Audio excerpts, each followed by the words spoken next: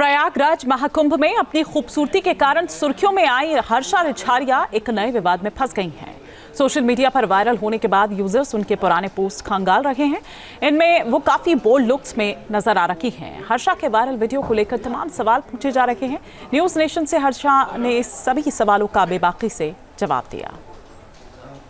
प्रयागराज महाकुंभ का आगाज हो चुका है और देखा जाए तो महाकुंभ की चर्चा पूरी दुनिया में हो रही है। हालांकि इस बार कुंभ से एक ऐसी तस्वीर भी निकली जो पूरे देश में वायरल हुई। जी हां, मैं बात कर रहा हूं साध्वी हर्षा की। साध्वी हर्षा जब पहले दिन कुंभ में गले में रुद्राक्ष की माला और माथे पर तिलक के साथ नजर आई तो इनकी तस्वीर पूरे देश में वायरल हुई।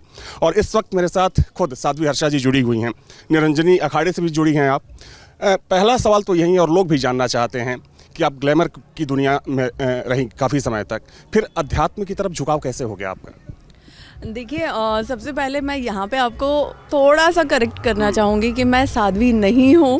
मैं कल से सबसे यही रिक्वेस्ट कर रही हूँ कि हर जगह आपको उसी नाम से पुकारा भी जा रहा है, साध्वी हर्षा। देखिए, पुकारा जा रहा है क्योंकि इसकी शुरुआत ऐसे हुई है ना कि कुछ व्लॉगर्स इन्फ्लुएंसर्स ने खुद के टीआरपी के लिए, खुद के मसाले के लिए वो टैगलाइन दे दिया है। लेकिन मुझे लगता है कि जो शिव की भक्ति में होते हैं, महादेव की शरण में होते हैं, वो रुद्राक्ष भी धारण कर सकते हैं, वो माथे पे चंदन भी लगाने का पूरा हक रखते हैं। और उसके साथ अगर आप ये टाइटल दे देंगे कि साध्वी, तो ये सही नहीं है, क्योंकि साध्वी खुद में बहुत बड़ा पद हो जाता है। बहुत सारे रिचुअल्स होते हैं, उसके लिए संस्कार होते हैं, बहुत साधना होती है। और मुझे लगता है कि अभी मैं उस काबिल हुई नहीं हूँ कि मुझे ये टैग दिया जाए। क्या उसकी दीक्षा ले रही हैं आप? चूँकि आप कैलाशानंद जी से भी जुड़ी हुई हैं, एक जाने माने संत हैं, विख्यात संत हैं, तो उसकी दीक्षा ले रही हैं अध्यात्म की? देखिए, जहाँ तक गुरुदेव की बात है, वहाँ मैं अभी जितना समझ पा रही हूँ, पूरा लाइक ऑनलाइन गूगल के थ्रू हर कोई गुरुदेव से जुड़ना, मिलना चाहता है, उनकी शरण में आना चाहता है, उनसे आशीर्वाद लेना चाहता है। तो अगर मैं उनकी शरण में हूँ तो मैं खुद को बहुत भाग्यशाली मानती हूँ कि मैंने उनसे मंत्र दीक्षा ली हुई है, मैंने उनसे गुरु दीक्षा ली हुई है। उनके सानिध्य में, उनके मार्गदर्शन में मैं साधना भी करती हूँ, मैं चीज़ों को सीख भी रही हूँ। तो हाँ, अभी मैं उनकी केवल एक शिष्या हूँ। एक आपका वीडियो देखा मैंने, रील है, वो काफ़ी तेज़ी से वायरल हुआ, जिसमें लोगों को वश में करने का आप तरीका बता रही हैं। वो क्या तरीका क्या है?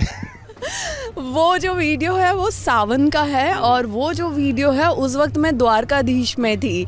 मैं द्वारकाधीश दर्शन के लिए गई थी, और मैं जस्ट रैंडमली ऐसी मेरे मन में आया कुछ ऐसा हंसी मजाक करने का। तो आप वो मंत्र भी देखोगे कि ओम गिली गिली छू करके, तो वो बस था, वो जरा याद नहीं आ रहा ठीक से मुझे। नहीं, मुझे एग्जैक्टली याद नहीं है क्योंकि वो मैंने भी रैंडम कर दिया था। लेकिन आई थिंक ओम गिली गिली छू नमः करके कुछ ऐसा मैंने बोल दिया था। तो वो एक कॉमेडी के पर्पस से था, जिसे अब जाके क्योंकि मेरी हर चीज़ को बहुत वायरल किया जा रहा है, तो अब उसको भी वायरल कर रहे हैं।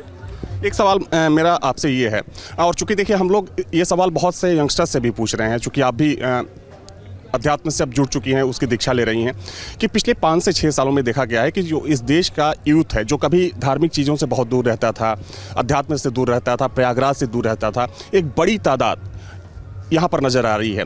क्या लगता है कि युवाओं का झुकाव सनातन के प्रति, अध्यात्म के प्रति और ऐसी धार्मिक नगरी के प्रति अचानक से क्यों हुआ?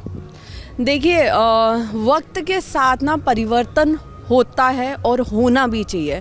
और सबसे ज़्यादा तारीफ़ हमें तब करनी चाहिए जब वो परिवर्तन एक पॉजिटिव वे में होता है। ये जो परिवर्तन है, ये जो चेंजेस हैं पिछले 5-6 सालों में, आई थिंक इसका सबसे ज़्यादा क्रेडिट अगर जाता है वो हमारी गवर्नमेंट को भी जाता है, क्योंकि एक लहर उन्होंने जो भगवा रंग की सनातन धर्म की चलाई है, तो उससे अब हर कोई, और सिर्फ देसी ही नहीं, सिर्फ भारत मूल के ही नहीं, बल्कि विदेशी भी उससे जुड़ना चाहते हैं, उसे जानना चाहते हैं, उसे सीखना और समझना चाहते हैं, है ना। तो ये खुद में एक बहुत अच्छी बात है। और हाँ, ये बात आपने बिल्कुल सही बोली है कि पिछले 5-6 सालों में बहुत चेंज देखने को मिल रहा है। हर कोई धर्म की बात कर रहा है, हर कोई धर्म से जुड़ रहा है, और जितना ये टाइम निकल रहा है, चाहे वो 2023 हो, 24 हो, अब 25 हो, तो हम देख रहे हैं कि वो चीज़ और बढ़ती जा रही है।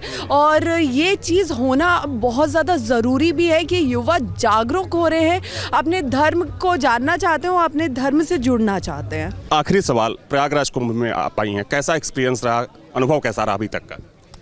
मेरा अनुभव वैसे मुझे लगता है कि मुझसे ज़्यादा दूसरों को अभी पता है कि कैसा रहा है, लेकिन महादेव की कृपा से, मेरे गुरुदेव की कृपा से मेरा अनुभव अभी तक बहुत अच्छा जा रहा है। मुझे बहुत सी ऐसी चीज़ें करने का मौका मिल रहा है, उनमें उनका हिस्सा बनने का मौका मिल रहा है, जिससे मैं कहूँगी कि यहाँ आके मेरा जीवन जो है वो कृतार्थ हो गया और मैं खुद को बहुत भाग्यशाली समझती हूँ। चलिए, हमसे बातचीत के लिए बहुत बहुत धन्यवाद आपका। तो मेरे साथ हालांकि इन्होंने साफ कर दिया कि ये अभी साध्वी नहीं बनी है, हालांकि अध्यात्म की ये दिशा ले रही हैं। हालांकि इन्होंने एक बहुत महत्वपूर्ण बात कही है कि आज देश का युवा सनातन के साथ जुड़ रहा है, जो बहुत ही अच्छी बात है। वीडियो जर्नलिस्ट दीपक राणा के साथ Avinash Singh, news nation, Prayagraj. News nation अब व्हाट्सएप पर खबरों के ताजा अपडेट के लिए न्यूज नेशन के इस QR कोड को स्कैन करें।